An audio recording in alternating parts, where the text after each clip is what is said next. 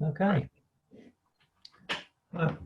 Good morning, everyone, and a very warm welcome to the third and final webinar on mainstreaming property flood resilience, which has been very generously supported by White House Construction.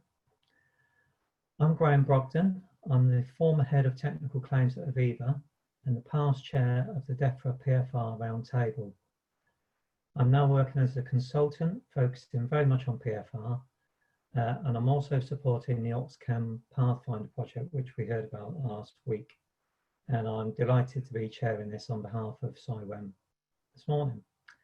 For those of you who aren't familiar with CIWEM, welcome. CIWEM is a Royal Chartered Professional Institution representing a community of thousands of water and environmental management professionals and organisations across the world. Last week, we talked about how standards in delivery of property flood resilience are being increased through initiatives like the PFR Code of Practice and the PFR Pathfinders. If you missed it, you can see a recording of the whole session, as well as the first session of this series, at the events page on the CIWEM website. This week, we're going to look towards the future, discuss what can be done to translate the initiatives we heard about last week into new normal, where we build resilient as standard and build back better after events by default. There are all kinds of drivers for taking PFR into mainstream. One of these, which is absolutely fundamental, and which is something of the focus during the flooding over the winter, is the role of insurance. The ability of property owners to access affordable insurance is central to their ability to take greater control of their flood risk. And the support and steer that insurers can give property owners in implementing PFR needs to be made clearer, stronger, and more consistent. There are needs for progress on both sides of this equation. Broadly, what is needed is a clear vision of what resilience looks like, which members of the public can readily embrace and feel is attainable and realistic. Experience of what works well and what doesn't. Great examples of what can be done and how PFR can make a real difference to people's lives. A mechanism which ensures that PFR schemes are delivered to high standards and robustly and vitally properly maintained. A way of recording this and passing it through to insurance industry so that resilience can be translated into a more affordable premiums for people. And this is really what we're going to talk about today, that transition from policy and standards, which we've heard quite a lot about, through to incentivisation, delivery, and widespread uptake. We need to start with that vision of PFR property owners to really make people understand what PFR can achieve and what it could mean to them as a vehicle for making their property much more climate resilient. So today we're going to start off hearing from Ed Barsley from the Environmental Design Studio, who's going to talk through a range of risks and options available. A key part of selling this vision is the experience of others. So following Ed, we have Mary, Queen of Floods and PFR, and all-round media celebrity, Mary Dhonau, who will be taking us through some of the fantastic case studies she's assembled in her EMAG and telling us how we can make these success stories much more like the new normal. Following Mary, we're going to hear from two speakers who represent a major component of that translation, from vision, standards, and practice to widespread uptake. Firstly, we have Sarah Brodie from the Association of British Insurers, who will give us the insurance industry perspective, the challenges it faces in pricing flood risk, and how insurers are advising and helping property owners to install resilient measures more effectively. Then to close this webinar, we'll be hearing from Ian Gibbs from Sedgwick. Ian is going to talk about that journey we need to take from where we are now with a code of practice setting high standards for how PFR should be delivered, through to being able to offer affordable, risk-reflective pricing of insurance, taking resilience into account. As usual, before we start our talks this morning, I need to run through a quick bit of housekeeping for those of you joining for the first time. We will split this 2-hour session into 2 halves. We'll hear from our first 2 speakers, and then after each of them, we will take questions from you, the audience. We want you to pose the questions to our speakers, as well as see and comment on what other people are asking. We'll be using the Slido platform to ask questions, or indeed vote on those others have posed if you'd really like to put it forward to the speakers. Please use Slido where possible rather than the Q&A function on Zoom, as Slido allows us to share the questions everyone is asking far more effectively. So please go to www.slido.com and enter the code MPFR, or use your smartphone camera to scan the QR code on the screen now. You can submit your questions within the Q&A section on Slido at any time during the presentation and hit the thumbs up to promote questions submitted by others. You can also interact with each other, comment on any active questions in Slido by hitting reply underneath the question. If you can't use Slido right now, don't worry, we will display the most voted questions on the screen during the questions session. We'll also have a short poll which is running on Slido too. 5 questions which we hope you'll take a couple of minutes to answer. And I know plenty of you have already from previous week's webinars, but if you haven't yet, please do so. The poll will stay live during the event, but also for the rest of the day if you want to go on later. After we've heard from Ed, Mary, and taken questions, at 10 o'clock we'll have a short 5-minute comfort break and return for Sarah and Ian in the same format, and we will wrap up at 11 o'clock sharp. So it's time to introduce our first speaker. Ed Barsley is no doubt well known to many of you. Ed is the author of Reba's new book, Retrofitting for Flood Resilience, a guide to building and community design, and founder of the Environmental Design Studio. Ed's passionate about informing and inspiring adaptation to flood risks, works on this through research, design and training initiatives.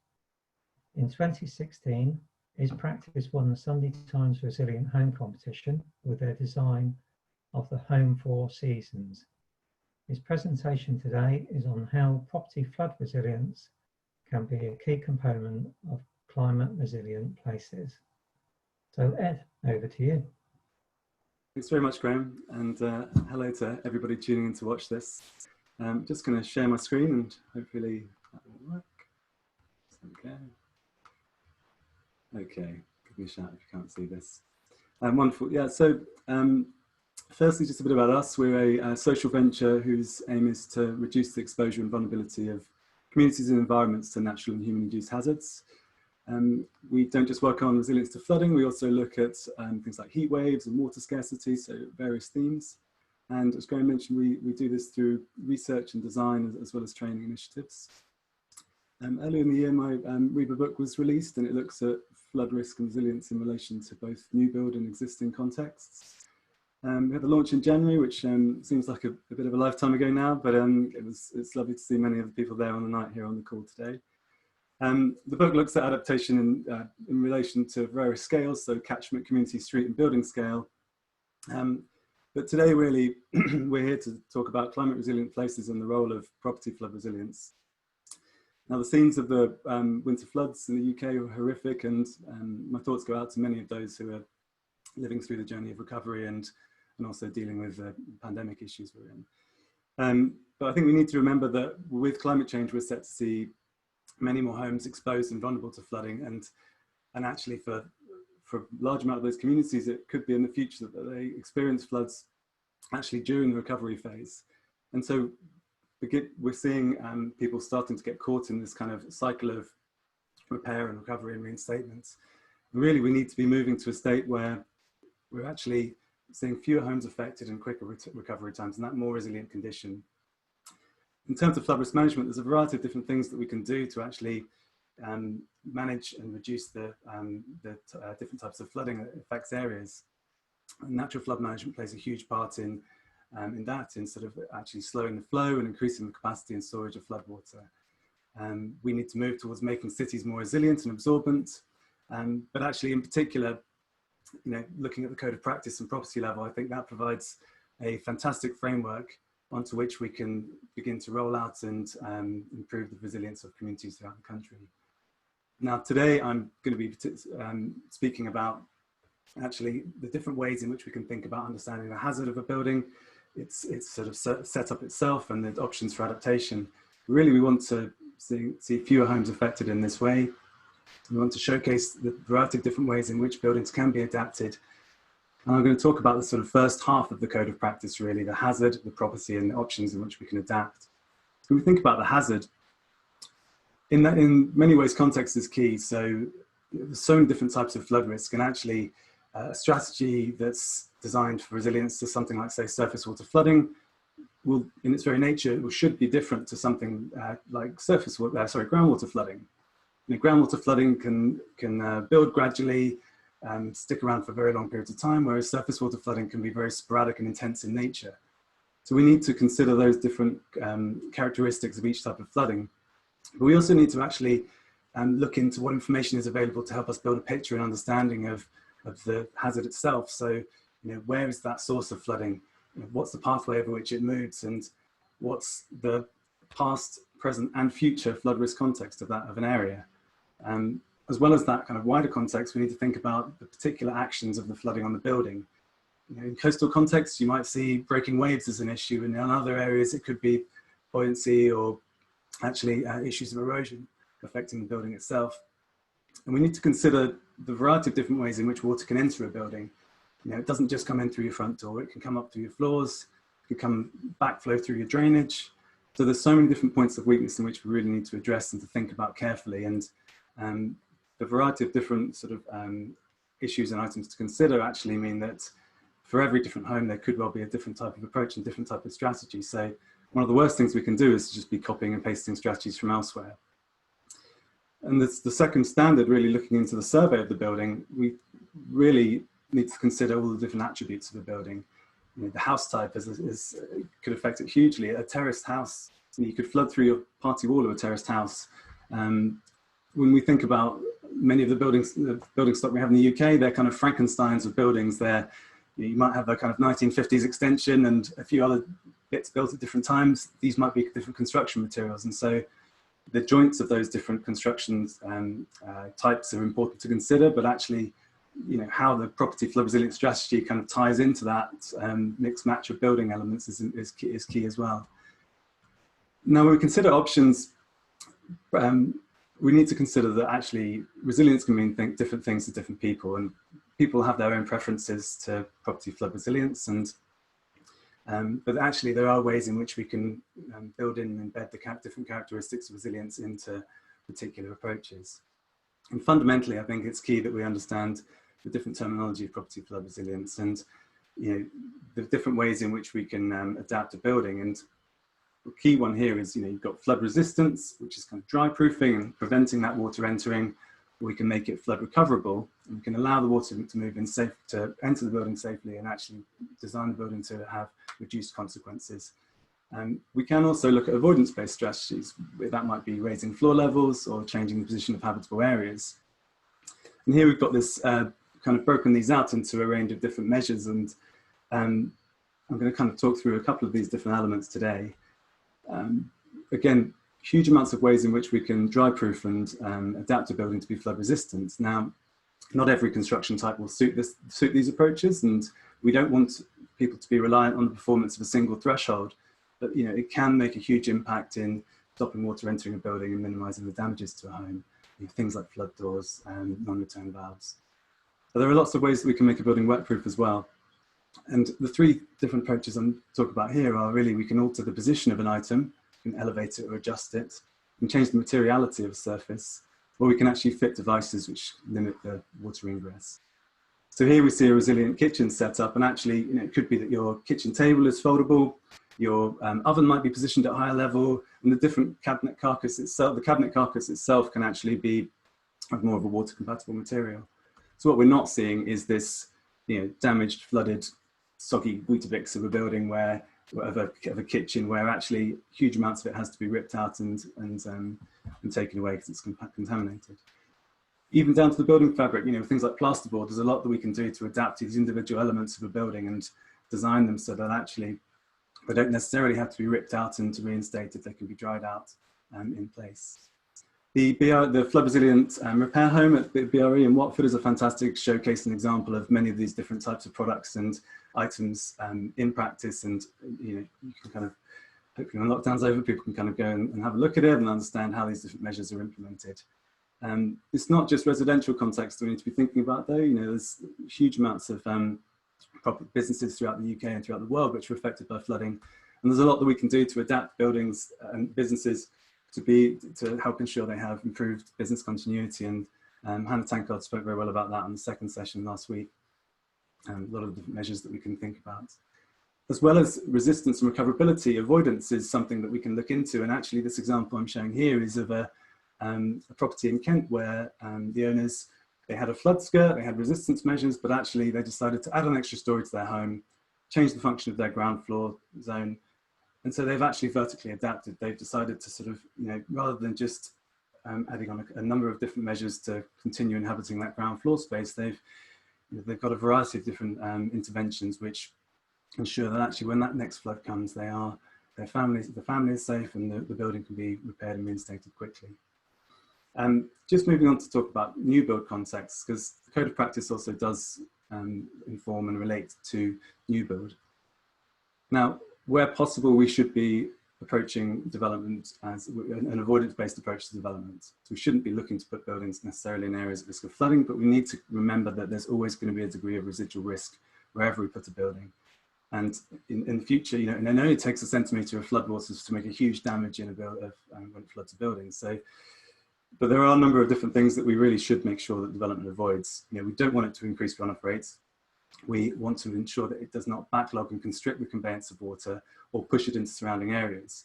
And there's lots of different approaches that we can actually use to make sure that we avoid all these different issues. I would say from day one, we don't want our new build buildings to be relying on resistance-based measures. We don't want that flood barrier and flood door to have to be working from day one on new build property. We should be really looking at avoidance-based measures. And a couple of examples here. This is one in Kent where we've elevated the property itself about 1/2 metre high. We've got suds integrated as well, and as well as a wet-proof and recoverable interior. And as Graham mentioned, the Sunday Times Home for All Seasons. So this approach actually, we were looking at really raising the habitable areas much higher and having a very minimal footprint that allows the conveyance of water and avoids displacing it to surrounding areas. So here we were thinking, we don't just want this to be resilient to flooding. We need to think about overheating, extreme cold, and also societal change. So but within the design, we've considered things like elevating the services, so waste, power and water, and actually thinking beyond the building itself, how can people move around? How can there be safe access and egress during a flood event? How can we don't want people to have to be rescued every time, or, climbing to a rubber dinghy, you're rescued every time that flood happens or every time there's an issue. So how can the kind of wider urban fabric help support our resilient buildings? Just finishing up now, I'd say that whether it be new build or existing contexts, engagement and communication is key. And that as we move towards more climate resilient places, we need to be considering how we envisage and discuss these different scenarios and how we can kind of co-create more resilient communities, because it is going to be a balance we have to work together on. Many of you know I've been working on a TV series called Hazard and Hope. COVID is making travel a little bit tricky right now, but still developing it. But actually in the short to medium term, we're developing a YouTube series which is going to showcase a lot of different packaged bits of tips and tricks and ways in which we can make things like kitchens more flood resilient, showcase examples of resilient homes, and we're in discussion with the Yorkshire Pathfinder about supporting this. So thanks for listening. I'll just finish by saying that there is, when the winter floods came, people were often saying, what one single thing can we do to reduce flooding? And personally, I think there really is no single silver bullet. There's a variety of different ways that we can approach flood risk, but it needs to be contextual. And so actually, property flood resilience is a key element of this. but we need to dig into it deeper, and we need to make sure that strategies are appropriate for their context, the building type, and the users themselves. Yeah, I'm very happy to take any questions.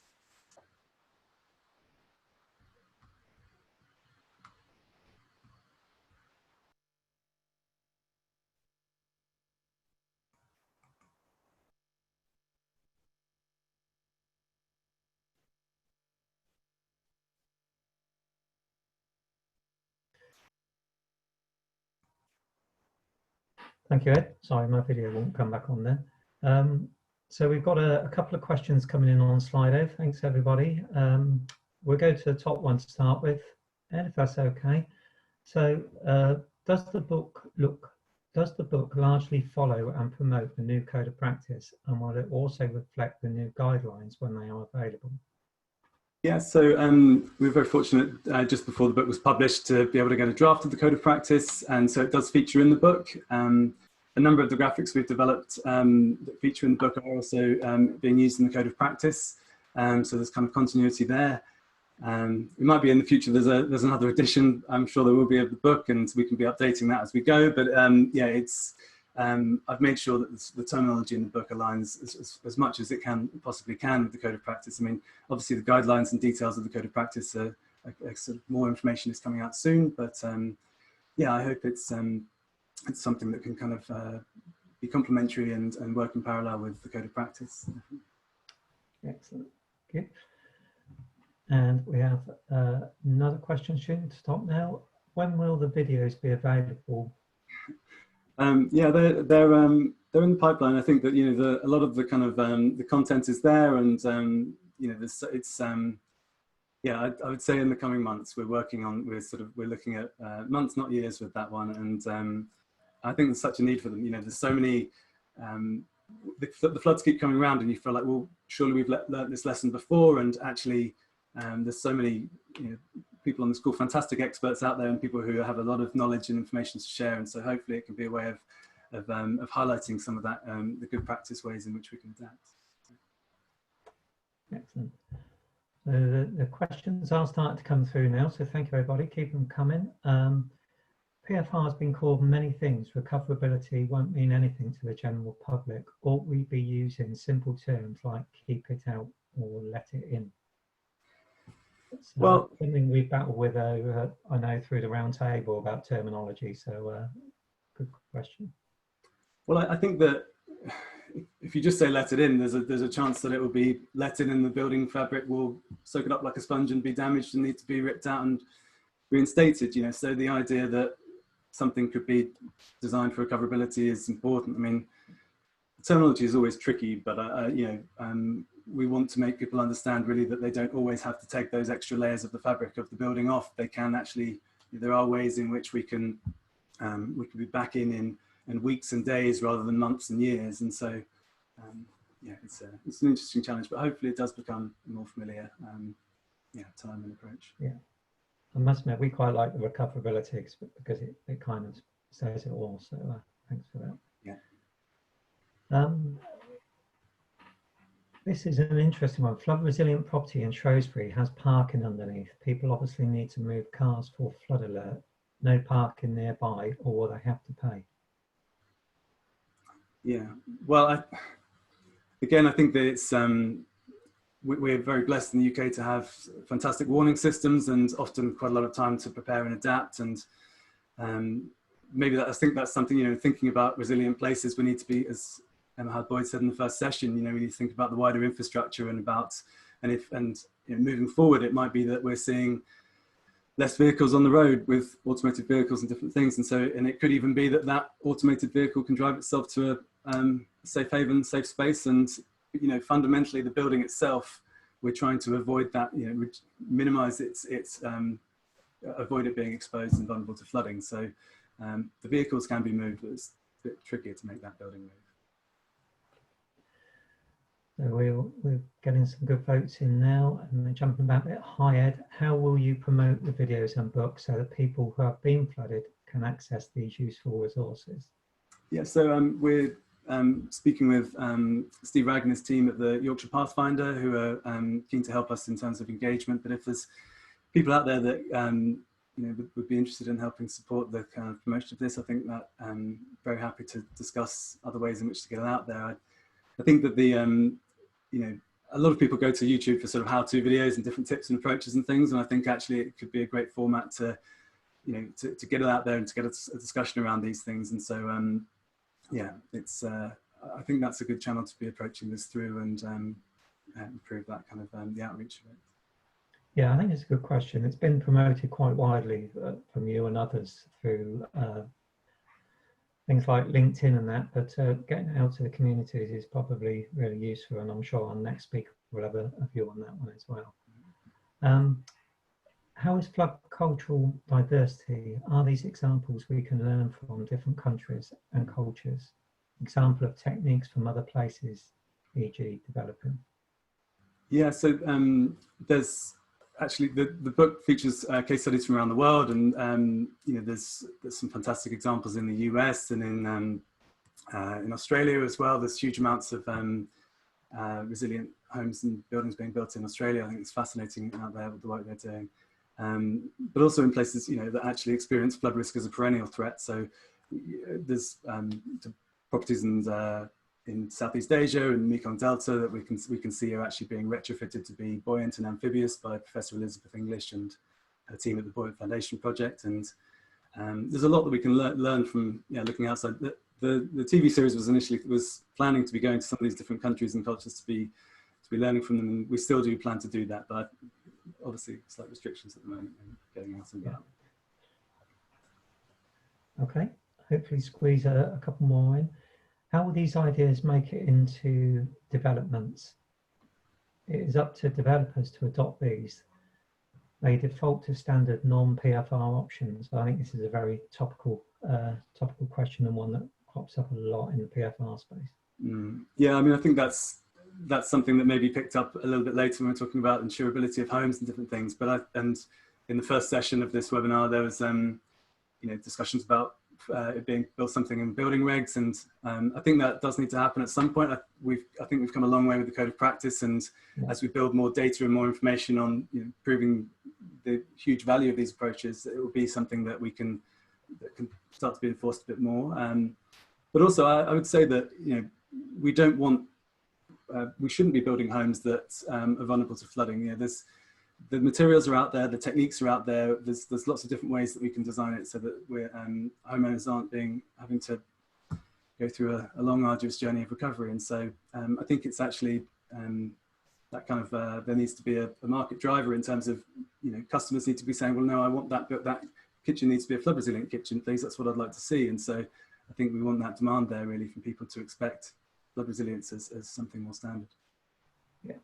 I think it's a really good point. I think if we can, we need to get it into new build as well, and start to lead by example, I guess. Okay, I think we've probably got time for one, possibly two more, depending on the length of the answer. Any experience of costing the benefit of flood resilience as opposed to flood resistance, i.e. improving recoverability after letting water in, then keeping out?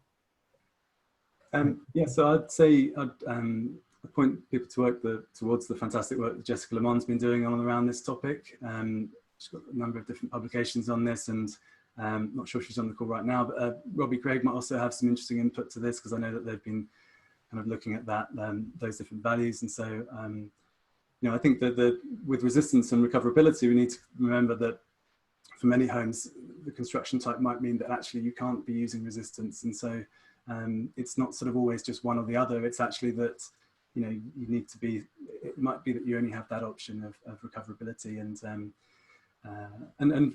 personally, if I designing a home, I want to make sure that there's many different kind of layers of resilience built into it, and so that we're ensuring that if there is redundancy in one element, actually you've got that next sort of layer of built-in resilience there, so that you can sleep safe at night, and your building is going to be able to be reinstated more easily.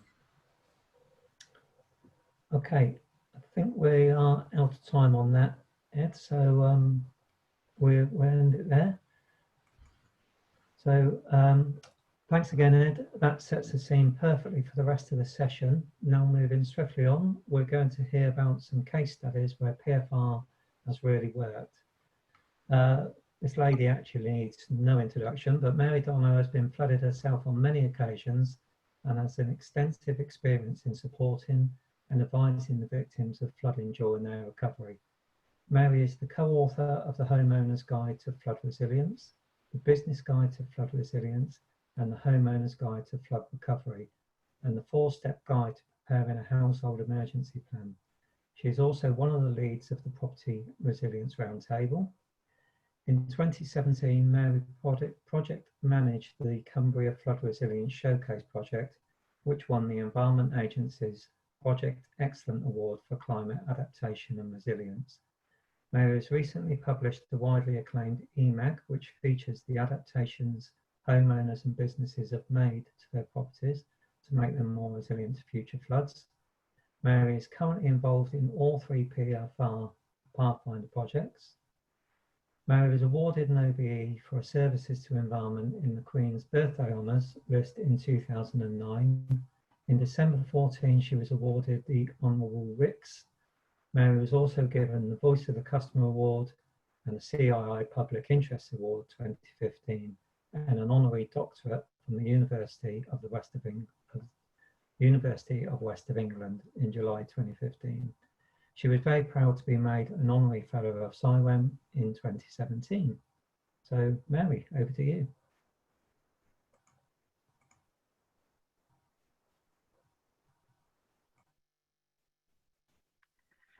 Good morning, and thank you very much for inviting me to speak today, and I'm very pleased to be doing so. I've had a home haircut in the honour of today's event, so I hope you appreciate that. So I'm just about to share my screen.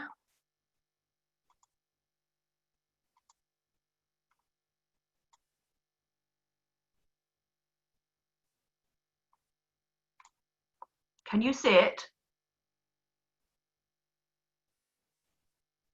Not yet. No. Ah, there it is, isn't it? Is that it? Yeah. Great. I've not got it yet. I'm not sure if anyone else has, but... Well, I have. Oops, I can see it. I wonder what I'm doing wrong here.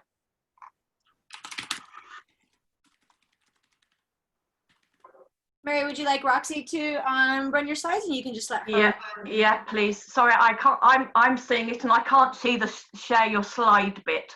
No Apologies for that. It seems to have done a runner.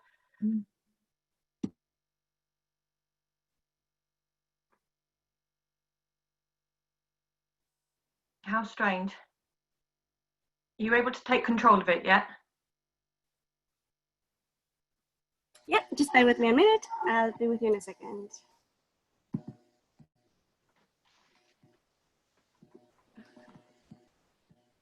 Got technical support here, and it's up. And Yeah, no, it's not shared there. I know. Yeah, do you have it? Can you see it now? Thank you very much. That's wonderful. We all saw this slide with Steve Ragg on week 1. And it's something that I put together, this graphic, because I feel the flood risk management is a jigsaw puzzle of many pieces. And one thing I don't think we tell communities at risk of flooding enough is that a flood alleviation scheme can be overtopped, it can be breached, it can be buckled. And so a flood alleviation scheme reduces your risk, it doesn't take it away. And ever since I was flooded 20 years ago and successfully made my home flood resilient, I have made no apologies about concentrating on the residual risk. Let me just tell you my own story is that my neighbours and I lobbied for a sewage pumping station, and with great ceremony it was opened. And it worked incredibly well until 2007, when we had a power cut, and the backup generator was overwhelmed, and my home flooded again. But because I had made my home flood resilient, I was able to mop out and sanitize it and get on with living in it again in a matter of days. And from that moment, I became convinced that we had to focus on property flood resilience, as it's now called. So next slide, please.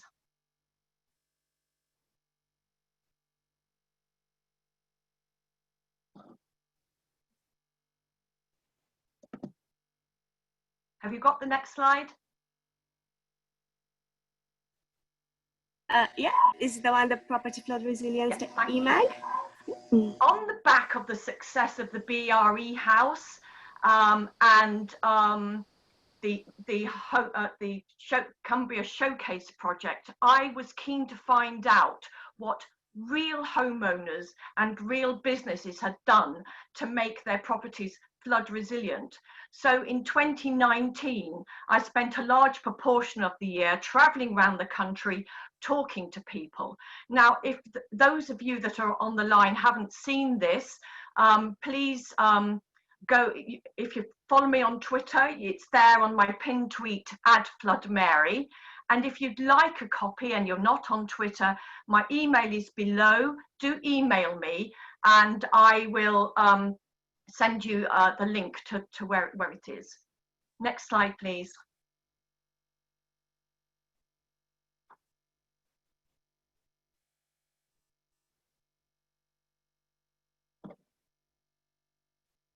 I can't actually see what you're doing, so if you could tell me when the slide's up. Yeah, we're on adaptations to homes. Sorry? We're on resilient adaptations to homes. Right, okay, thank you very much. You're on to the next slide. If you can just tell me, because I'm literally frozen here, such is technology. So the first slide I'd like to talk about, and we've got to remember as well, first of all, I'd like to make reference to Martin's great presentation in week 1.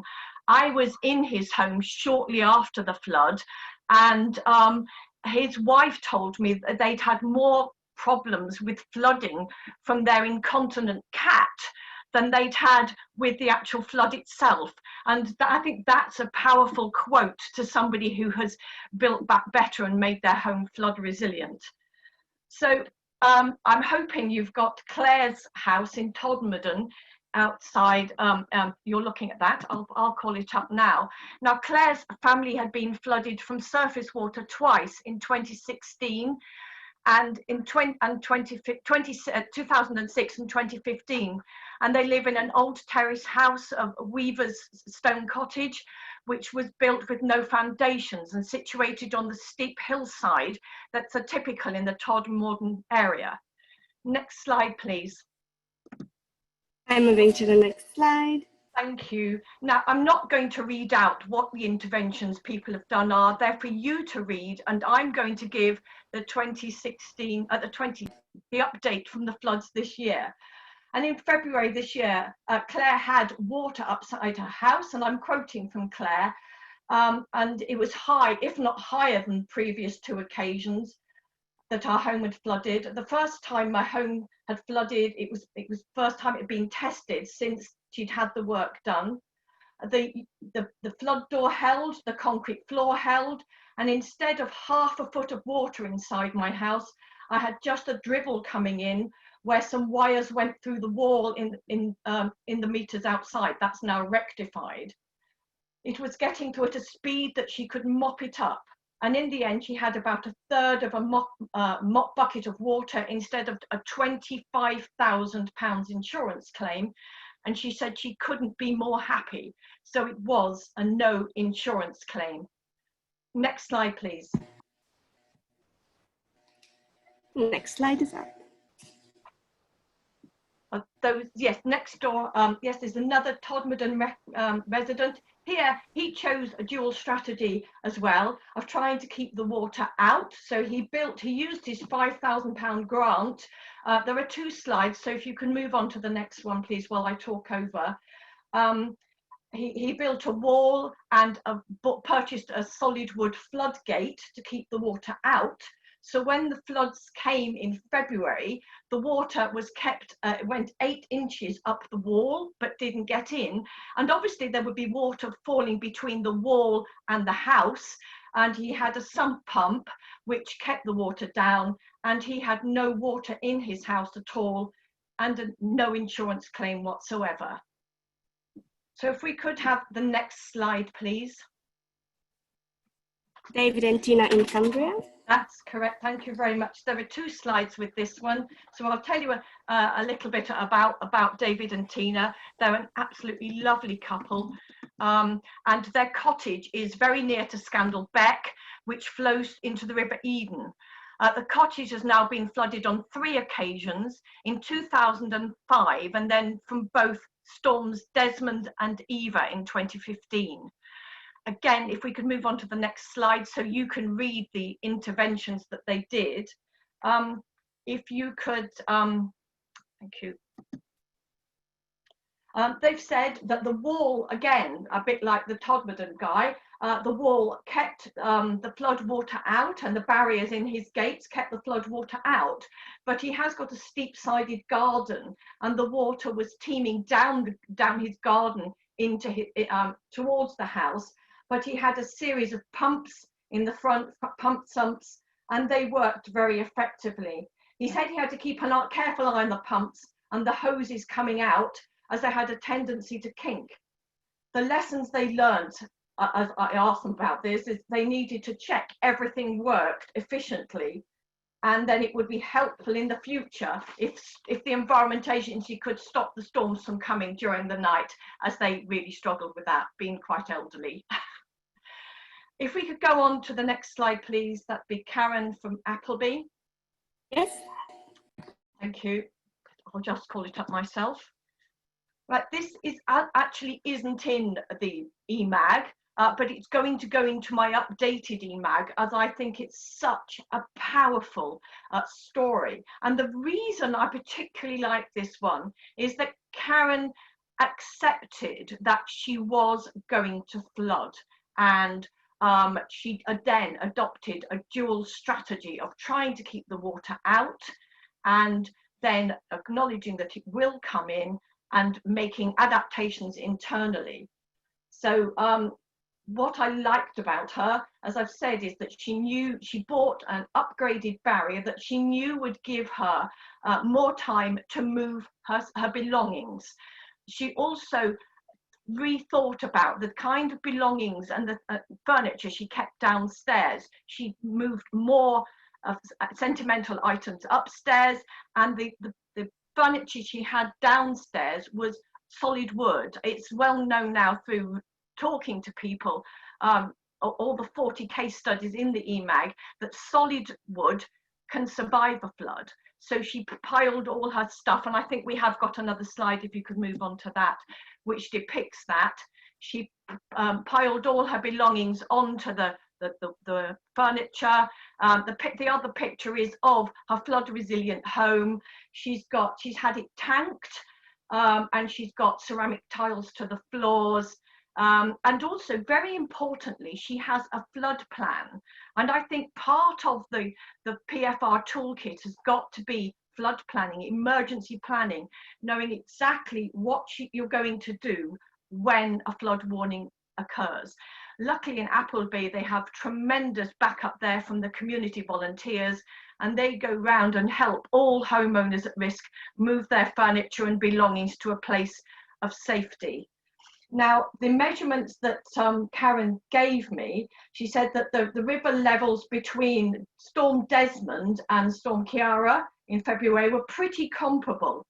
But the depth of water in her home for Desmond was 1.5 meters, and a very powerful only 5 centimeters from the February flood. Now, I've got a few facts and figures because I know you've already asked them of Ed. The resilience works cost £15,000, and the insurance claim for Storm Desmond was £48,000. And her insurance claim for February floods was a big fat 0. And I think that is something that Flood Re and the insurance industry can carry away with them, that the 3 case studies I've told you to date have not had an insurance claim, and having some facts and figures here and finding out how much the resilient works cost, which are about £15,000, and obviously they use some of the government DEFRA grants towards that. A very powerful story to take forward. So if we could move on to the next slide, please. Now, I'm going to focus on Hebden Bridge. COVID has really scuppered my face-to-face visits. I've had trouble with trying to make contact with a lot of the businesses that have shut down, but I have managed to talk to 2 or 3 of them, 4 of them in fact, and had some incredibly powerful stats and information to share with you. Again, I must focus on emergency plans, because emergency plans are very, very important in Hebden Bridge. And as you can see from here, this gallery, the Hart Gallery in Hebden Bridge, has been flooded on many occasions. And if we could move on to the next slide, please, then you can see some of the interventions that the owner, Alison, has undertaken. Now, as I've said, robust emergency plans play a huge part in PFR. And each business that I'm talking about has its own emergency plans. And as you can see at the top photograph, Alison has built in a Save Our Stock shelf, and it contained everything she needs all the time to move her stock to safety, for instance, bubble wrap. And she had some large ladders, and she and her staff put everything up high. And obviously, because of all the internal adaptations that are listed, they had some water in. And again, I've got a few stats here for you. The water after Storm Desmond was 5 foot deep, and the insurance claim was over £50,000. This time in February, the water was 10 inches deep, and the claim again was nothing. Now, something I have to flag up here, that a lot of small SMEs have great difficulty in obtaining flood insurance. Alison has flood insurance, but it is a co-insurance, as her excess is £40,000. If we could move on to the next one, please. So we've got a tea room here in Hebden Bridge, and again, this tea room has been flooded many times. And she also, the owner, found out that she had a cellar, and the cellar had no foundations at all. So if we can move on to the next slide, please, and then you can read some of the interventions that the owner did. While you're reading those, I can happily tell you that the tea rooms that had waist high deep water in 2015 and was shut for 4 months with an insurance claim of £40,000. Post resilient adaptation, they did have a small amount of water in, and it reached the lower shelves. They've reviewed their emergency plans, and nothing will be kept on the lower shelves from now on, or they will certainly be moved if they are. And the small amount of water did get in. They were able to wash out, sanitize, and open again within 5 days. She co-insures. She's managed to get flood insurance, but her excess is a big fat 40%. And so if we could move on to the last one, please. Again, this is a very well-known bookshop in Hebden Bridge, and just look at the devastation. And the business owner has been flooded twice, with the owner ruefully admitting that they thought that the 2011-2012 floods, when they were 4 foot deep, was about as worst it would ever be. And sadly, in 2015, they saw around 6 feet of water engulf the stock, the tables, and they were shut for 6 months afterwards. If we could move on to the next slide, and then you can be reading the interventions they made. There are 2 slides, so perhaps when the person that's managing it for me, when you've read it, if you can move on to the next slide, please, that would be great. It was again, this bookshop was again opened within 1 week It had been shut for 6 months in 2015. And I've mentioned it had 6 foot of water in 2015.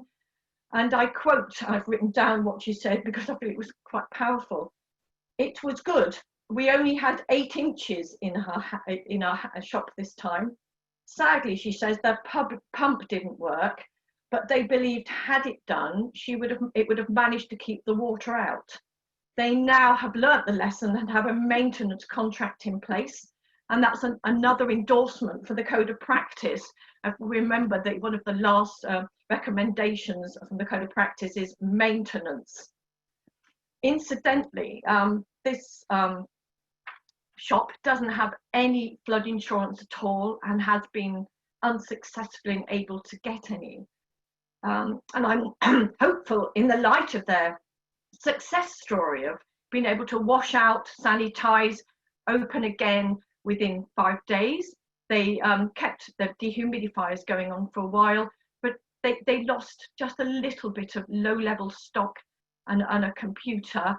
They reckon they've lost about £2,000 worth of stock. And they actually said that it was they're not really taking too much notice of the Environment Agency's flood warning because they've had quite a few flood alerts. And I know the agency are now working with Hebden community to try and refine their flood warnings. But I'd really here like to challenge the insurance industry. If we've got powerful stories, and these are not the only ones I've got a lot of stories of people that have recovered and not had to make an insurance claim. Really, we should be trying to find a way of insuring small businesses. And I'm working very closely with Dr. Bev Adams from Marsh. And I know Marsh are giving bursaries to bigger businesses to enable them to become flood resilient and working with them. So I'd like to see perhaps whether Marsh could, or others would be willing to offer flood insurance at better terms, not such huge excesses to others, small businesses, in the light of the powerful stories that I've told today and the more powerful stories that I will tell in the future. I'm hoping, COVID is really slowing me down here, but I'm really hoping that the updated EMAG will go live by October at the latest. It will also have more case studies in of as I find them, of homeowners and businesses. And I think it's a powerful tool for communities, for individuals, for the insurance industry, and for builders, for people to know exactly what we can do. And it also can sit closely aligned with the code of practice. As I've said earlier, property flood resilience is an essential part of flood risk management. And I'm optimistic due to the work that the Property Flood Resilience Roundtable and the introduction of the code of practice and a Flood Re's 5-year review, which is embracing flood resilient adaptation. And once that is legislated for, I'm hoping that flood resilient adaptation will become mainstream. PFR is not just about keeping water out, it's adaptation. And I think the two should go in tandem. We shouldn't just focus on keeping water out. It is about adapting internally so that if we do get flooded, if those barriers do get overtopped, if the property barriers overtop, that people can recover more quickly. And the stories I've shared with you today are very powerful, I'm sure you'll agree. And I shall carry on banging the drum for property flood resilience until I retire. And then I should imagine that you will all sigh with relief. There's one more slide to show. We need to move to questions quite quickly, Mary. Yes, okay, well, I have now finished it. So thank you for listening. And I love this photograph. It's exquisitely beautiful, but not when those swans are looking in your sitting room window. And thank you very much for listening. And I apologise for the technical issues. It was all working earlier. Thank you very much. Okay, thank you, Mary. Excellent as usual. You have got a lot of questions, so we're going to try and wrap through these as quickly as we can. before the break. So a lot of examples show significant investment from the homeowner. What about those who live in deprived areas and cannot afford insurance, let alone major PFR? That's something that worries me hugely. There is a huge choice between putting food on your plate and trying to buy insurance or keep money out. I know after a flood, keep floodwater out, sorry, after a flood, community foundations often come up with money, and I urge everybody that's supporting those to try and find money to put people's way, including any future government grants. Always look out for what's available. But there are things you can do to keep the water out, or try to keep the water out, that don't have to cost a lot of money. I remember putting a fact sheet together post the tidal surge in 2013-14, and it's just simple solutions that don't cost a lot of money. Things like even gaffer tape or duct tape around your door, and using plastic membrane and filled bags of Tesco bags filled with soil, just trying to slow down the ingress, but always look at, support people that don't have the money, to try and find little pots of money to help them do that. Good advice, Mary. And next question, how do we better raise awareness before flooding happens to get people to take action? Ultimately, property owners are responsible for protecting their own property. There are a lot of very active flood groups on Facebook and on Twitter, and I think social media is a powerful tool. And whenever I've got additional information, I spend time, I'm a member of umpteen flood action groups on Facebook, and I let them know. And I know using community champions, who are many of whom are great advocates for PLR, using them to disseminate information is a great way forward. Also, like Ed, I'm working with a television company at the moment to actually, we're doing a similar thing to sort of DIY SOS, where we will be restoring a home post flood to make it flood resilient. So I think the more we can get mainstream media, daytime telly, the media on our side, instead of pushing damn sandbags, pushing PLR, I think we'll get it out there. It's the onus is on us all to stand and be evangelical about it. Okay, very good. A lot of these case studies show people keeping water out. Is there an issue with increasing flood risk elsewhere if Hull Street tries the same approach? Well, I haven't heard of this increased. When you stop and think, the small amount of water that you're trying to keep out of your home through a door isn't going to knock on water elsewhere. I think it's very minimal. The Environment Agency, when it does a flood alleviation scheme, can often produce facts and figures that will show that if you've got a wall on one side, the knock-on effect to the other side of the river is minimal, because it passes the water down more quickly. So I think it's such a small fraction that I wouldn't worry too much. Okay, good. And this is a really popular one, I think, and a well-asked question. What about people who rent and don't own their homes? How to incentivize landlords?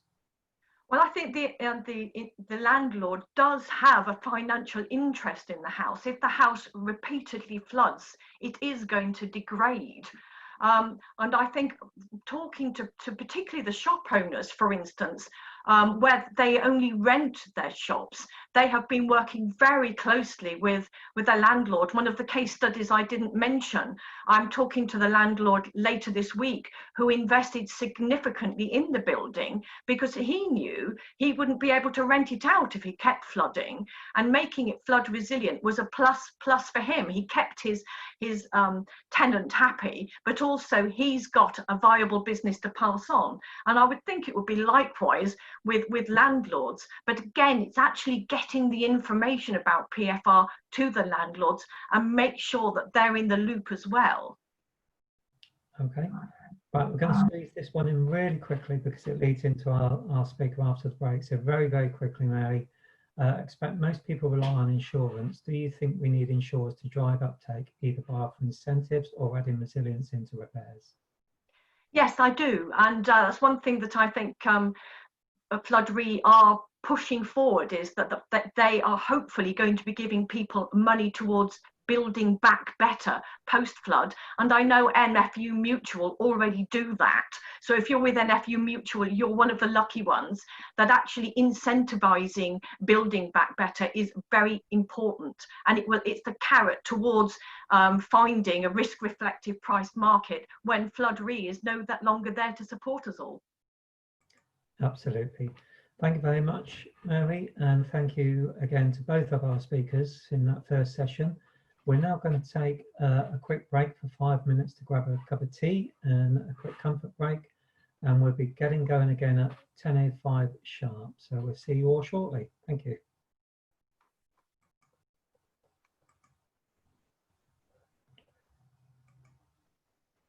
Welcome back, everybody. Hope you had a chance to grab a drink. We're going to crack on now with our second round of talks. First, we have Sarah Brodie. Sarah is Policy Advisor at the ABI's General Insurance team and has responsibility for property and travel insurance related issues. She joined the ABI in 2019 from the Law Society, where she was a member of the Regulatory Affairs team. Sarah has a Bachelor of Laws and a Bachelor of Arts from the University of Victoria, Wellington. Her previous roles include policy positions at the New Zealand Ministry of Justice and the Crown Law Office. Sarah. Thanks very much, Graham.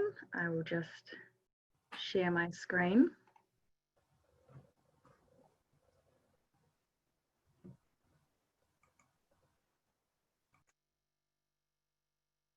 Great. So good morning, everyone. Thank you for the opportunity today to give an insurance perspective on flood insurance and property flood resilience. For those of you who don't know, the ABI is the voice of the UK's insurance and long-term savings industry. With over 200 member organisations, our 100 staff of policy, regulation and advocacy experts represent the views of the sector to politicians and policymakers here in the UK and across the world. We represent the sector in the media, and we get the right people together to help inform public policy debates. So I thought I'd start today's presentation by briefly giving a background to flood insurance in the UK, so you can see where we started to where we are now. So I'm sure, as you are all very much aware, the biggest natural catastrophe risk that the UK faces comes from flooding, with 1 in every 6 properties in England at risk from flooding. And with climate change, this risk is only likely to increase. So at its most fundamental, insurance is about pricing risk. And absent any interventions in the market, properties at significant risk of being flooded face higher insurance premiums. So it's this dynamic that led to many properties facing flood exclusions from their insurance, very high excesses and costly premiums. With hundreds of thousands of properties at increasing flood risk, the insurance industry and government had to sit down and work together to find some solutions. So, in 2000, the first statement of principles between ABI member insurers and the government was introduced. This committed insurers to continue to provide flood insurance and the government to manage the risks associated with flooding. However, the statement of principles wasn't very effective in that it significantly distorted the insurance market. So, in 2009, the statement of principles was revised to provide that insurers would offer insurance to those at significant flood risk, provided that the government reduced the risk for those customers, for example, through a long-term flood defence investment strategy. However, this statement of principles continued to distort the property insurance market.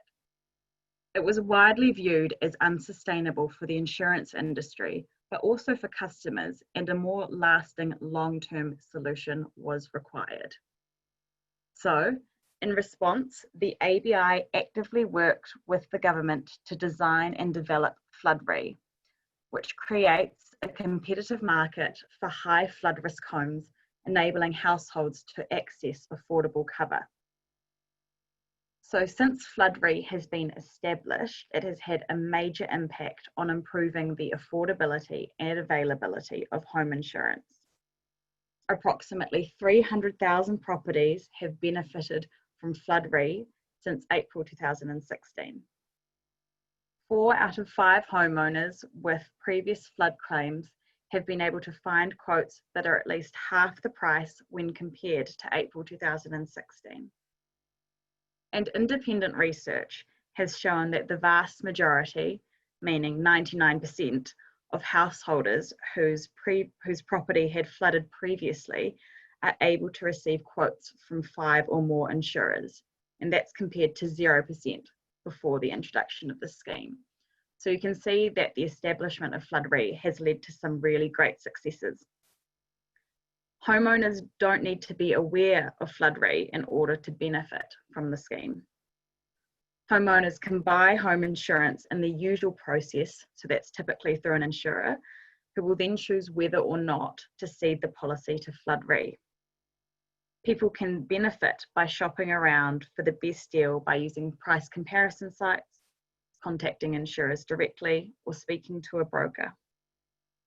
So as you can see on this slide, Flood Re will continue up to 2039, when the market will transition back to risk-reflective pricing. So if the market is to be sustainable and affordable in future, then action must be taken to ensure that we are better protected and more resilient to future flood risk. So we're calling for the government to commit to a long-term program of investment in flood defence infrastructure and maintenance of at least 1.2 billion a year in pounds. This figure was identified in the Environment Agency's own long-term investment scenarios report for what is needed to deliver very high levels of protection, provided climate change targets are met. And while the government budget has announced funding for flood defences, it doesn't reach this 1.2 billion pounds a year that's required to meet very high levels. However, flood defences cannot protect every single property from flooding. Therefore, there is a key role for property flood resilience measures.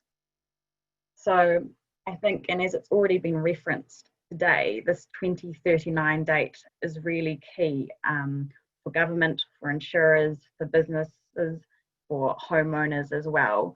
We need to use this time to both see kind of an increase in government flood defence investment, creation of flood defences and maintenance of those defences to ensure they're effective. And then also looking at other things like property flood resilience measures, so that homeowners can demonstrate in their homes that these measures are reducing their level of risk. So, as I've just said, property flood resilient measures do have a part to play, especially when looking potentially at a future risk reflective market. So what is the current insurance view of flood resilient measures? The insurance industry is fully supportive of effective resistance and resilience property level protection measures for homes, businesses and local communities. So what happens normally, obviously Mary has identified that there are some exceptions to this, for example, NFU Mutual, but for the majority of insurers, during the claims process, most insurers will discuss options for resilient repair with flooded customers. If the work is cost neutral, meaning it can be built into the cost of reinstatement, and the customer agrees, then this can usually be carried out as part of the repair process. Any additional costs, which is known as betterment, would usually need to be funded by the customer or potentially by a government grant if available.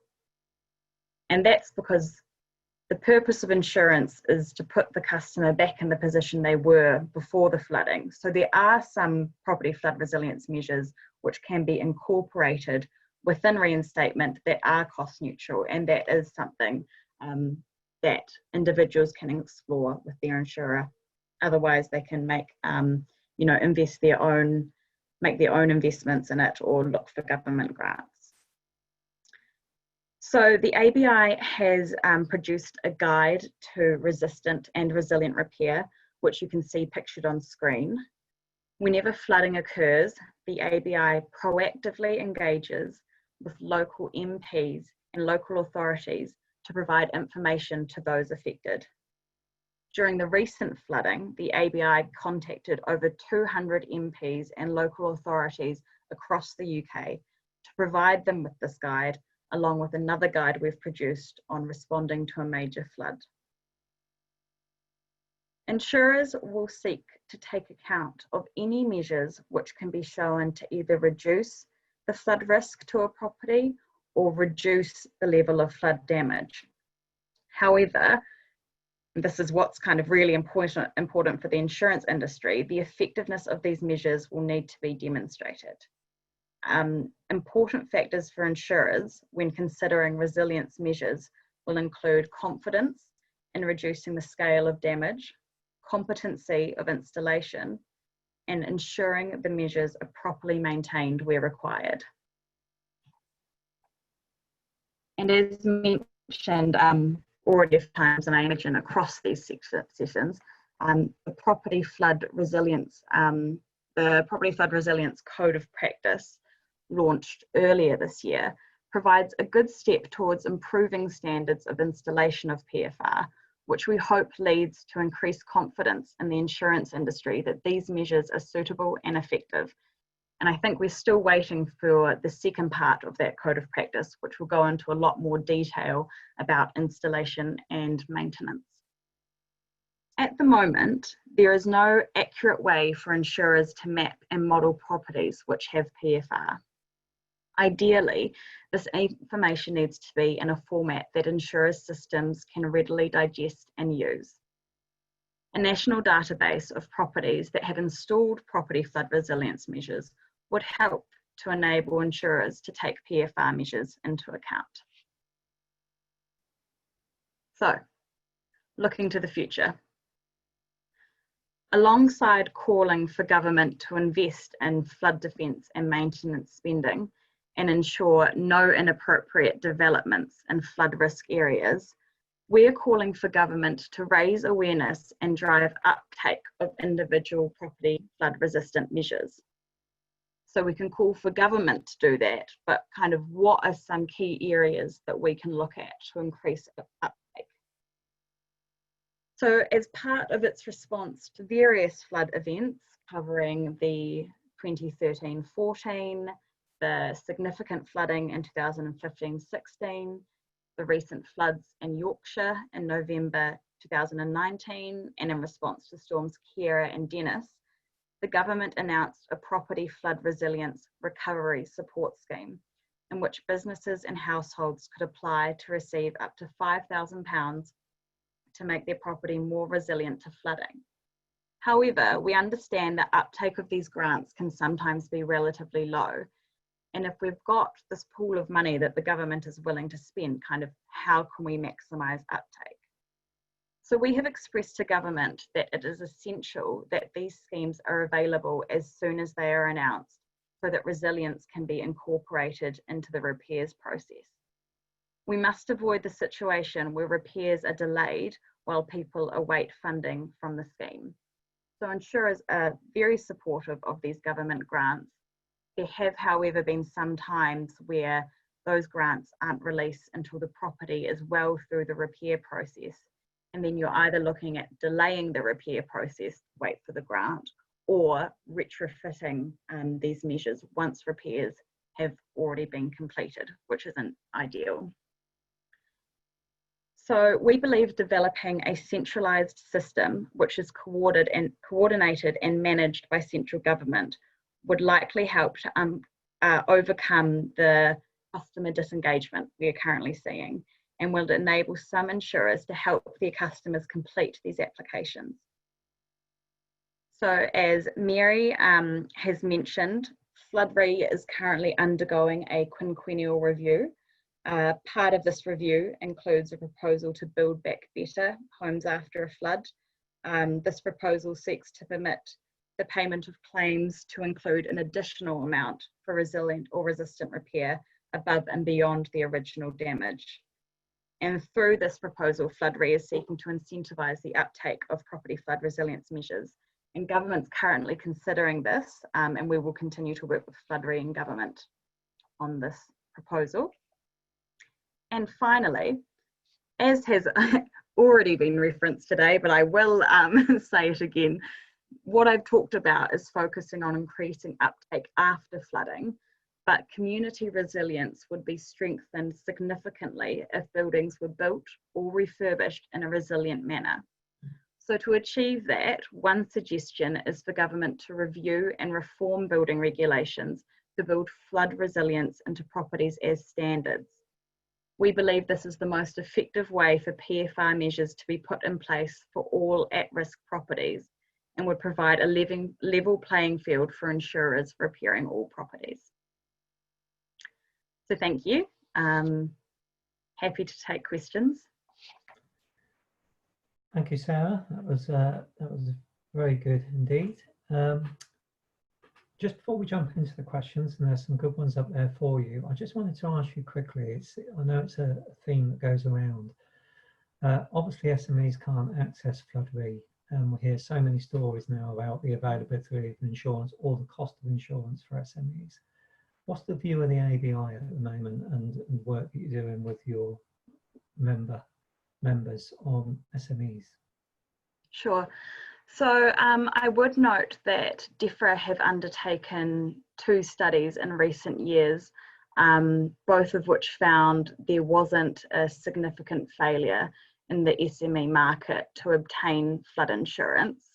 So the current research and government advice in this area is that there isn't the systemic failure for SMEs that we saw in the household market. However, insurers are conscious that there are some SMEs, as Mary has identified, that are struggling to obtain insurance. So we are regularly discussing this issue and what options may potentially be available. We think there needs to be potentially government engagement in terms of you know, they could offer relief to businesses at high risk of flooding, or there could be kind of government-backed schemes for when, you know, there's a certain amount of flooding and that the business hasn't been able to obtain insurance, government could release funds. So there are some options, and it is something that insurers are conscious of, and potentially something that might be raised in the flood insurance, the independent flood insurance review that's currently being conducted following the November 2019 flooding, which will specifically look at access to insurance. I understand both for households and businesses. Okay, excellent, thank you. And I'm sure we'll hear a little bit more about that from our next speaker. So this question here is, there are no standards for flood resilient repair. Is the insurance industry willing to fund testing and accreditation towards such a standard? Well, I think part of the work in this space has been done by the Code of Practice. Obviously, that is kind of optional at this stage, but I understand that in an ideal world that would move for the Code of Practice, and the additional supporting documents that are to come would become mandatory. The insurance industry is kind of interested in how this work is progressing. So it is a question, but I can't say at this stage that work is being funded, as it's being progressed quite a lot by the Code of Practice and that working group. Okay. Right, thank you. This next question is not quite sure you'll be able to answer this. We might need to bring someone in out of the audience for this one, and I think they know who they are. Could government grants be extended to areas suffering from flooding outside of named storm events? To my knowledge, this hasn't happened in the past. The government grants have only been issued when there is a significant amount of flooding to a number of affected areas. I know that current requirements for the grant mean that there must be at least 25 properties flooded in the relevant local authority for them to be able to even access the grant. So it's definitely, currently these grants are targeted more at significant events than general flooding, I understand. It's a difficult one. I know that the guidelines are set down on that by government DEFRA, so difficult one for you to answer on that one, I appreciate. So this one's more up your street, Sarah. How will the insurance industry treat properties, homeowners that are built on floodplain where this happens despite rules against this? So this is something we're strongly lobbying against. We're strongly lobbying against developments in high flood risk areas. Flood-re as a scheme excludes properties built after 2009, and that decision was reached between government and the insurance industry to disincentivise any building in high flood risk areas. So it is a serious concern that some people are being given building planning and permission in high flood risk areas, and these homes aren't being built kind of appropriately to address the flood risk. So we are calling kind of for local authorities to be more transparent on their planning processes and decisions to make it clear if they are approving properties in floodplains or flood risk areas. I do understand that it is a balancing exercise. The government has targets to build a number of new homes, and there's only so much space to do it on. But how can we start to build homes, as is already being referenced today, that are resilient or resistant to flood from the outset, that is so that are built in a way that they can withstand the risk of flooding? Okay. We are getting lots and lots of questions for you coming through, Sarah, and I'm not sure we're going to get through them all, but if people really got a pressing issue, please press your like button to get it on the list. How has the government response on ABI's cause been so far? 2039 seems a long way off, but most long-term solutions will take time to implement. Look, I agree. It is, you know, it seems a while, but it's going to come out over nowhere, and we do need kind of the market to change significantly before then.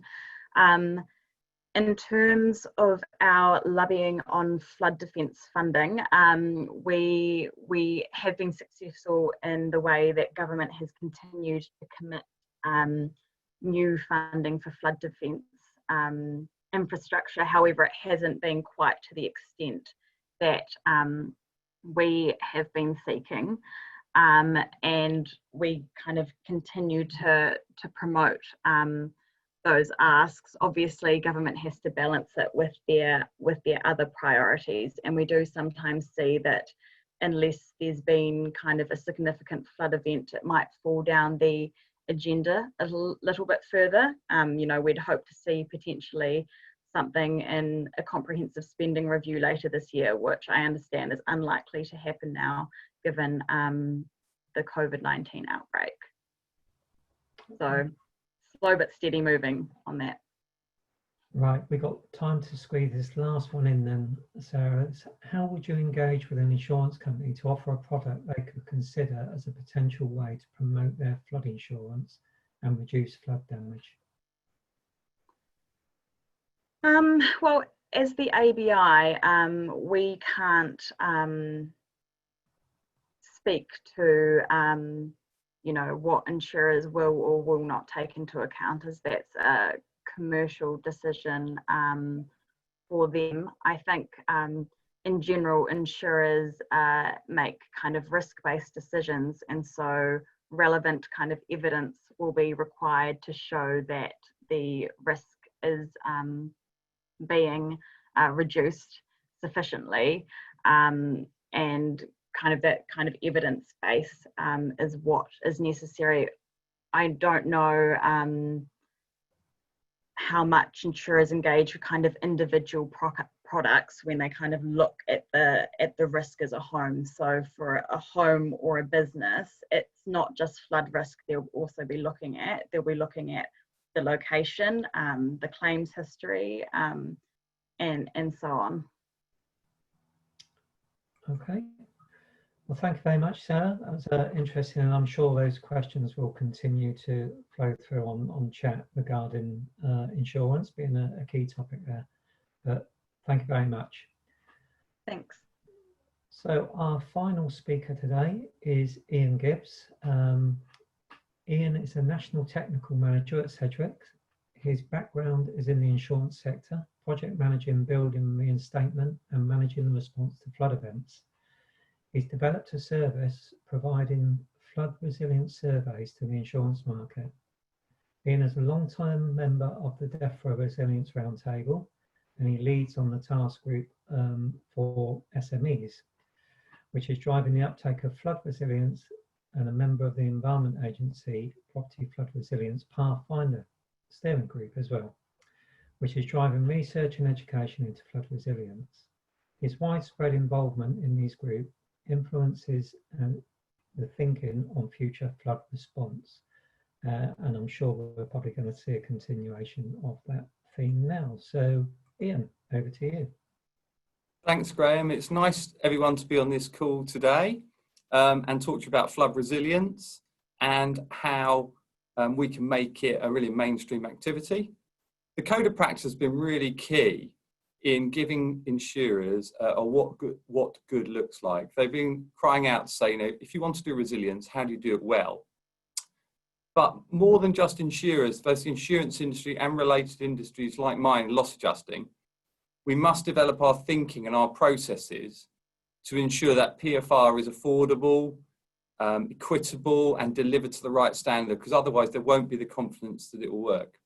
As Sarah said, the ABI and insurers are really engaged in what we're doing and been part of the round table for since its inception. So I've been, as Graham mentioned, leading Task Group 2, taking over from Graham incidentally, doing some good work on that before, looking at what was the current state with the insurance industry.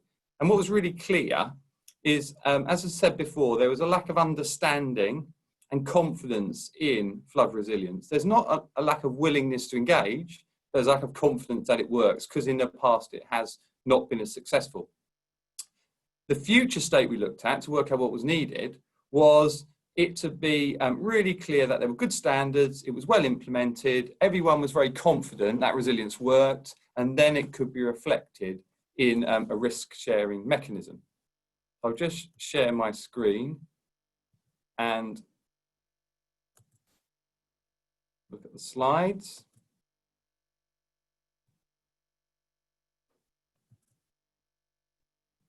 Okay, so what we're looking at today is a quick summary here. Collaboration. It's really, really important that we collaborate to get to this point, and that will continue all the way through because it's a really complex matter we're looking at here, as been mentioned already.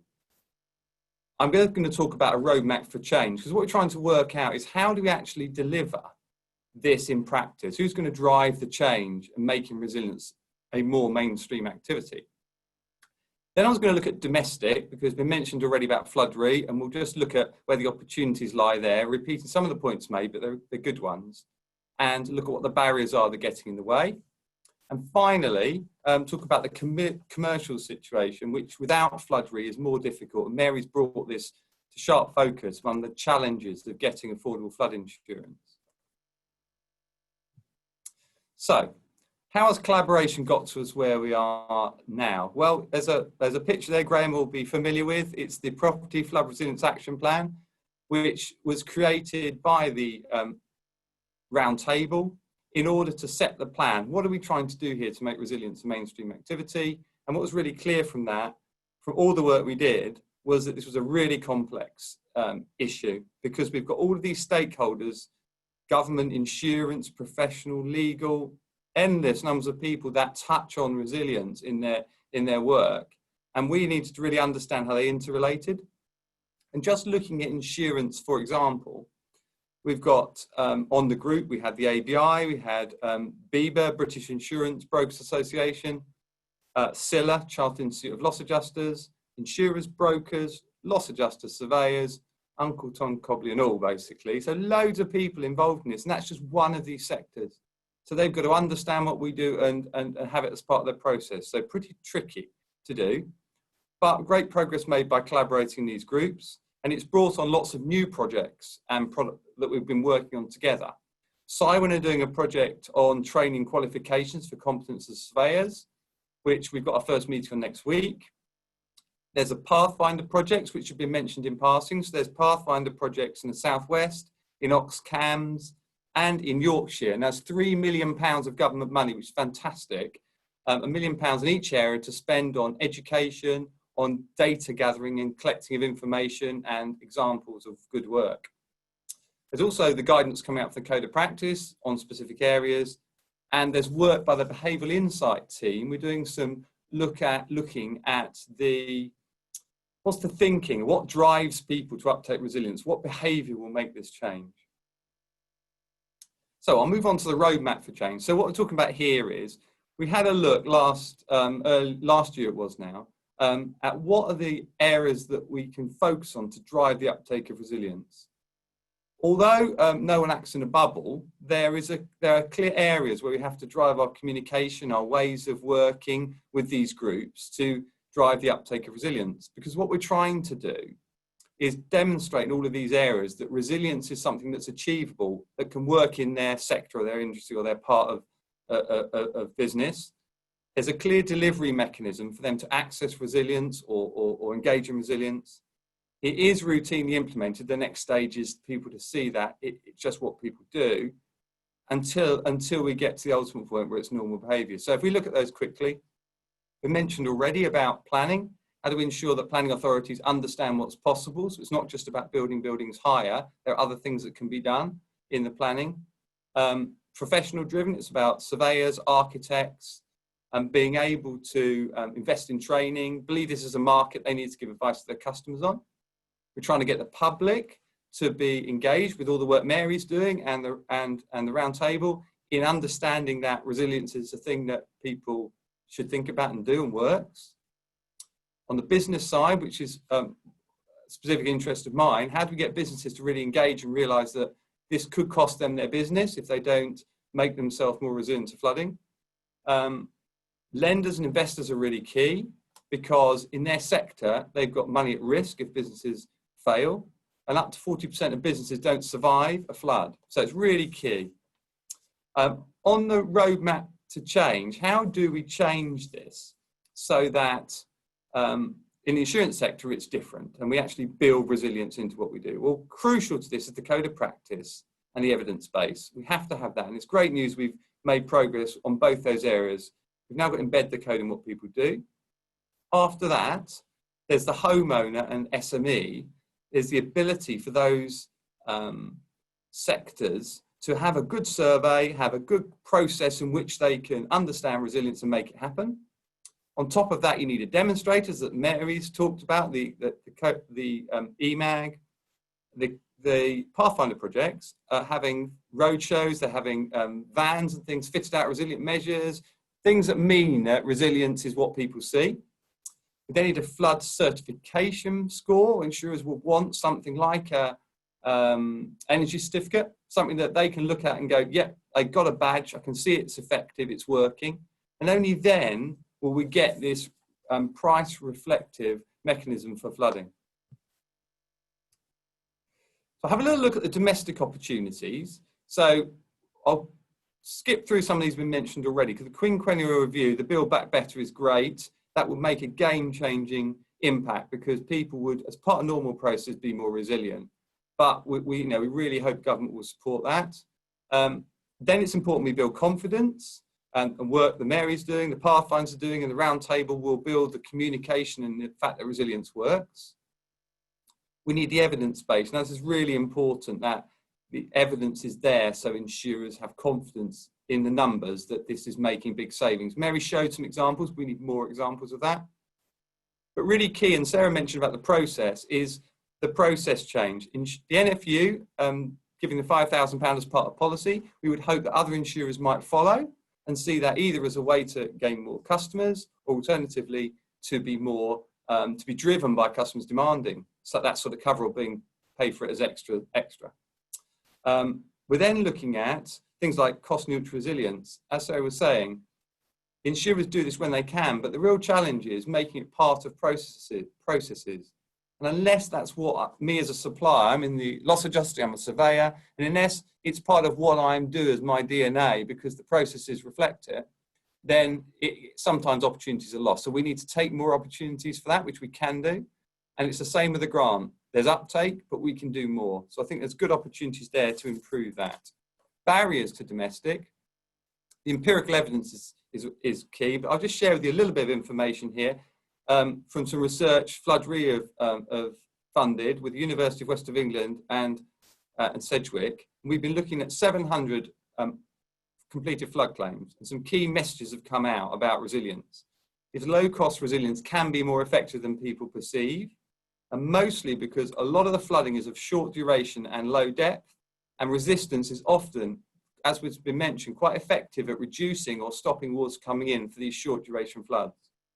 Also, deep floods, which we're talking about is 40, 70, 80, £100,000 claims. If you put resilience in place and it reduces the amount of water coming in, it reduces the claim cost, and resistance effectively changing a large to a small claim. Now, they're 9 times more expensive, a large claim than a small deep flood and a shallow flood. So that's the sort of impact you can have with partially effective resistance. And kitchens, as was mentioned by Ed, are an opportunity to put them in as resilient kitchens because there's a huge claim cost there, and if we can save that, it'll make a difference. So we need a mechanism to acknowledge resilience. That's tough, and at the moment that's just going to be an individual insurance company looking at evidence, some reports, some information provided, which shows this resilience works, and they've got to be won over that works. The online approach is a long way away at this point. Flood protection certificates, great idea. There's development research being done into them, but to make that mainstream activity is a long-term project. And finally, which I think one of the toughest ones, is educating the industry, as I mentioned at the start, and the wider stakeholders to how this works. And obviously, we're doing works on that at the moment. So for commercial clients, we're looking at what is the challenge that they face. Well, insurers are taking a difficult decisions here because they have high flood risk areas where they've suffered a lot of floods, and some are saying I can't afford to provide cover in this situation, or providing a high excess or co-insurance clause where the customer pays a percentage of the claim, or a large premium increase. All of these are tough for businesses to cope with, as Mary's explained. So what does the business do? Well, some are like ostriches and they stick their head in the sand and just hope it's not going to happen, and don't take any action and just don't have flood cover. Others will self-insure, and they will take a view that they'll put some money aside and then they'll use that when necessary. Others will make themselves more resilient, as Mary has said, and accept that there'll be some small costs like the bookshop, and there's a couple of £1,000s to spend, they can afford that. And finally, there's resilience and parametric insurance. So parametric insurance is about an automatic payout when a set criteria is met. So if you would have a flood gauge on the front of your property and you buy insurance that would say, right, I want £50,000 of cover if I get half a metre through of depth of water. So if you get half a metre, you get the 50,000, doesn't matter whether you've had a claim or not. And that is the sort of backup insurance that's needed. And finally, we need to create a risk sharing mechanism which all parties gain from. So a business, for example, might be in a situation like Mary's explained, where they've had a low-level flood, they're really worried about that really ruining their business in the future. they will need insurers to want to engage and value that in order to invest in it. So they think, well, if insurers are at risk of maybe losing that business, they can work with that business to say, well, okay, there's a way we can recognise resilience. Then those two parties win. The lenders often don't know properties are at risk or the business is at risk of flooding, and their whole loan to that business could be lost if they're flooded and they go bust. So if the lender can lend a small amount of money to the business to fund the resilience and it be recognised by insurers, then I think you've got the model that we need to create. So I'll end on that because I think the time's up, and over to Graham for any questions. Thank you, Ian. Very good. Just a quick question before we go into the Slido. There's a few coming through now, but obviously I've known and worked with you for a long time now. I know your passion for resilience and how well you've embraced the code of practice. But what, if any, do you see as the main barriers to insurers and adjusters adopting a more resilient approach and adopting the code of practice, of course? I think for the industry, there's the education on the code. So if you're a surveyor or you're a contractor, you need to know how to do this as a matter of course, as a matter of your day job. And as soon as it's something that's outside what you normally do, then that makes it really difficult because it's a blocker for getting on. You're really busy, there's a lot of floods going on, you need it to be normalised process and behaviour. So I think that's one of the big ones. And for insurers, they need to get the empirical data that we're collecting to evidence it works. We know it works, but we need to be able to evidence it. And then that conversation I just mentioned can happen because people know how to do it. It's sort of what we do, and insurers are starting to have confidence. So I think that's the point we've really got to overcome. Absolutely, totally agree with that last point there, Ian. And we've seen some great collaboration through the period of the roundtable across the industry, and we just need to continue doing that to embrace. Absolutely, yeah. So over to the questions coming in. First one is, should we be pushing for PFR to be incorporated into new properties not in a flood zone, but are identified as within surface water flooding area, in a surface water flood area? And I think it's a really good question given the amount of properties that are at risk of surface water flooding. So yeah, absolutely, Graham. And it's a fact that a lot of people don't know is that more flooding is surface water than rivers. So when we can spend more on, Sarah's mentioned, on flood defences, it's no good if you're at risk at surface water. So there's good mapping being done on surface water, and there's companies now coming out that can give some good warnings for surface water flood risk. So with that in mind, it's just as important as being near a river. So I think, yes, it's something we should be doing. What we've got to do is make the products lower cost so that a developer can build it in at no cost. Also, if we can get people to realise that being at high flood risk is something which is a real issue, then they will start asking questions to developers and will drive it from the customer saying, well, what have you done? This is a surface water flood risk. Is my building resilient? So I think we have to drive it from both ends, really. Yeah, okay, very good, thank you. Second one, PFR always seems to be based on a response to flooding or reducing insurance payout. How can we change the message to encourage uptake before a flood occurs? Again, a very good question. Yeah, I think it's education. I think we looked at the points at which you might want to engage in making it more resilient. So for a business, this is really relevant because when a lease is taken out, then there's an opportunity, people refurbish buildings to make it relevant for their business. Also, if repairs are being done or developing the site to do something different, there's opportunities, not just a flood, when a business could say, I'm going to invest in this. So for homeowners, there's a lot of refurbishment goes on, new doors are going into properties, they're changing the windows. If it's cost effective to use that resilient measures that aren't that much more expensive, we can start to get that done as part of when people go to the local DIY store and they see resilient products, then we're starting to crack it a bit better. Yeah, and I think going back to Mary's EMAG, seeing evidence like that and getting that out into communities will give people a real good idea of what can be done, and some of it not hugely expensive if done at the right time. So. Okay, so next one. As the EA don't advise on future flood risk, how can we ensure resilience in areas not in present-day flood zones, but will be at risk within development design? Why?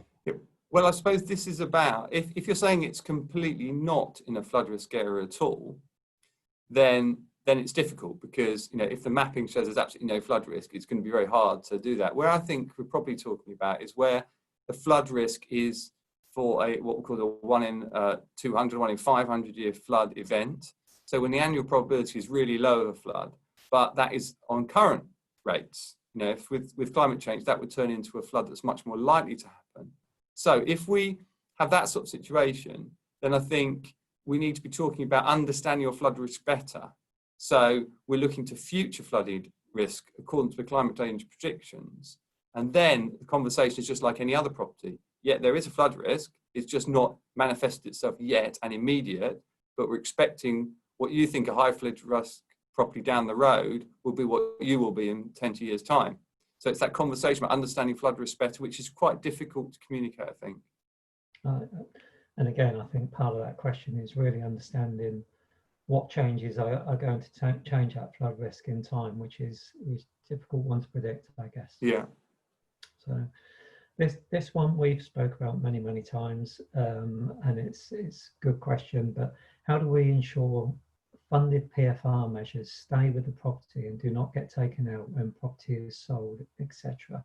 So I guess this is leading around the database again, and how do we develop something that keeps track of all of that, and making sure that those measures are maintained, as we mentioned earlier, but also staying in place. Yeah, I think this is a bit, I mentioned at the end, education. Think two things. If we educate people to think, actually, if I had insulation in my loft now, somebody wouldn't think I'm going to take insulation with me. You'd expect the insulation to stay in the loft because it's an energy saving measure. So you don't expect your flood resilient measures to be not looked after or taken with you or not looked after.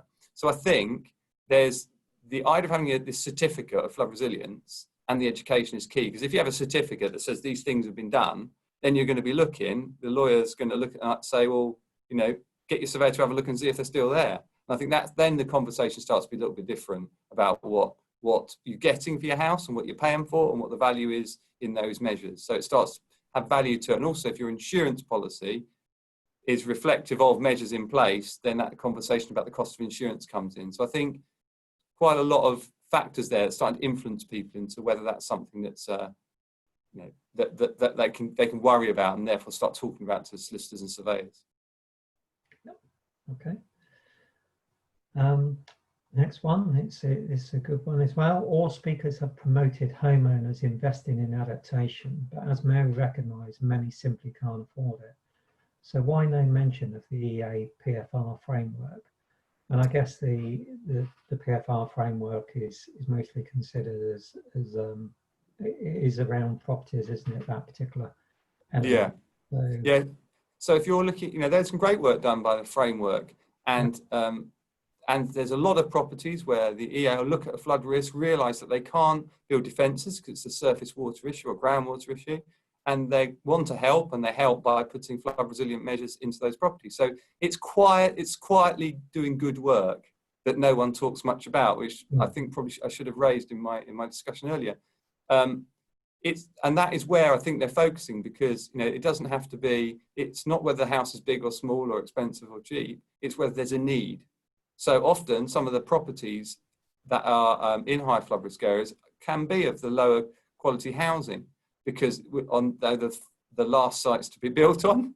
So sometimes that's what we find, and the more expensive houses built higher up. So that's where the EA framework comes in. So it's really good, it works, and I think more of that is needed too. Yeah. Okay, well I know that obviously they're looking to increase the number on that for going forward as well, which will be welcome, I'm sure. Yeah. So we had a quick switch of questions there, sorry, that's one of my fault. Should flood resilient repairs be considered as standard rather than betterment?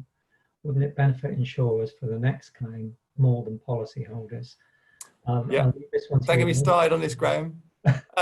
Well, obviously, I always say that if one person owned all the insurance companies, then they would do this every day of the week, because they know that if there was a flood for a property and they made it more resilient and it flooded again, they'd save a lot of money on the next flood claim. But the problem for the insurers, and it's understandable, is if that person hops to the next insurer next week and the other insurer gets the value of that property being made more resilient, in the short term, they've invested and got no return on their investment. In practice, if you look for the longer term, and insurers are here for the longer term, it will benefit everybody. So I think as soon as we get resilience better understood and how effective it can be, then that will help that conversation. But more importantly is to build back better. Because if you do that as part, that's insurers funds our money that we put into our premiums. So it would be very disappointing if the government don't support that, because that's a fantastic opportunity to make this a mainstream activity and standard, really. So yeah, I think that it will happen over time, because I think the economics will make sense. Yeah, I think it will, Ian, and I think betterment obviously was a real insurance word. It's kind of, I'd like to think it's phasing out a bit. I know I tried to in my time, try to lose it and say just consider the options for repairing a property and on a cost neutral basis, and I think they use that a lot now, where you can do more resilient repairs. Yeah, absolutely. Just using the money differently. Okay, got time for one more, I think, Ian. To assess cost benefit ratios for PFR, studios look at the multicolour manual while others use ABI's claims. What change will be needed, I guess, to have similar approach? Yeah, well, I think it's already mentioned what Jessica does on the cost benefit ratios for PFR, looking at the cost of resilience. We had some historic data which showed that maybe it wasn't so effective, and the work we've been doing with her recently, looking at the 700 claims, is starting to demonstrate that there is a real cost benefit of doing this. And I work in the business, so I have floods that we deal with, and I see properties where the claim values are massively reduced after a flood when they've been made more resilient. It really is about the evidence base so that we can put a ratio on it.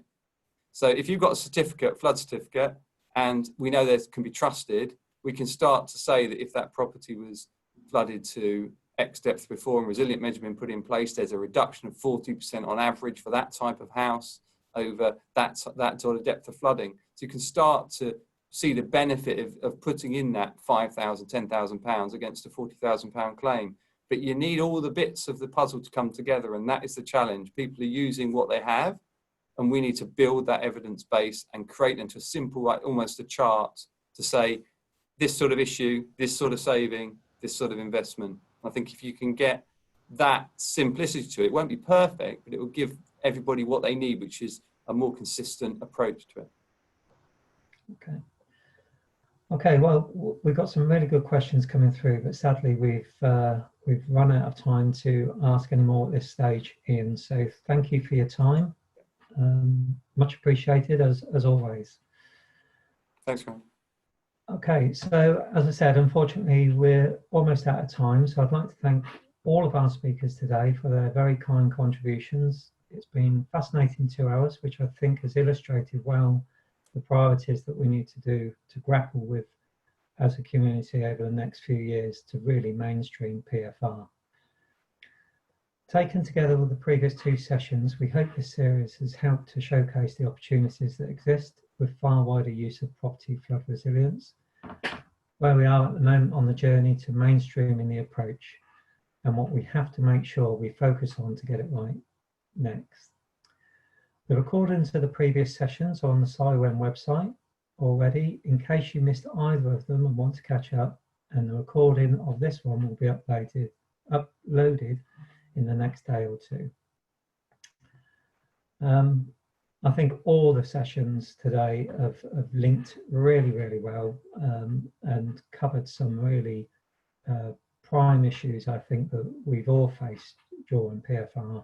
So they've been, I'm sure they have generated lots and lots of questions, and I'm sure you will continue to feed those through to any of us after this session.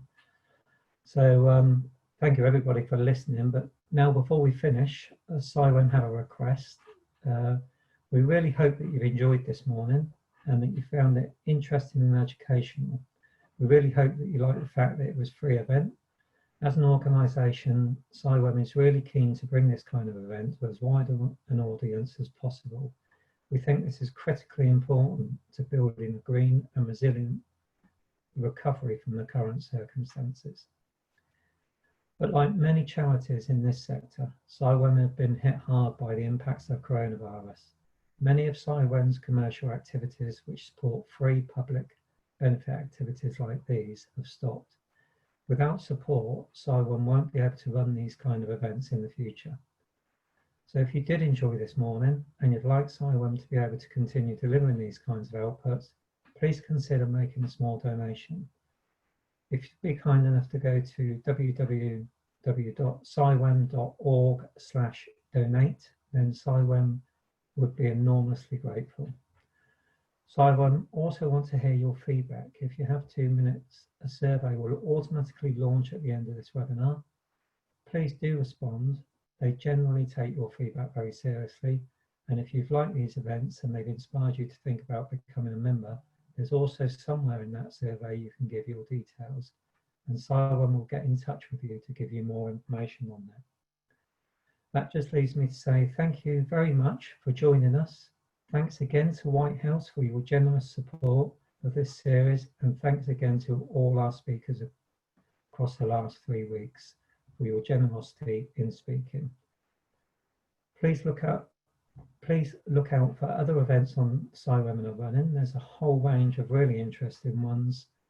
So that leaves me just to say thank you very much, take care, and have a great afternoon. Thank you.